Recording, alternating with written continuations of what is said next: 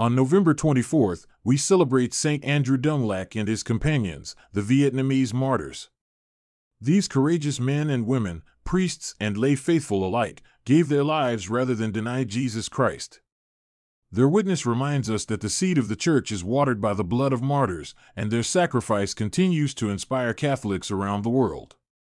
St. Andrew Dong Lac was a humble priest who spread the gospel in Vietnam despite severe persecution. He and 116 companions were executed for refusing to renounce their faith. Their legacy is one of steadfast devotion, courage, and love for Christ. Many Vietnamese Catholics today trace their faith to the perseverance of these martyrs. Let us pray. Almighty God, grant us the courage to remain faithful like St. Andrew Dong Lac and his companions.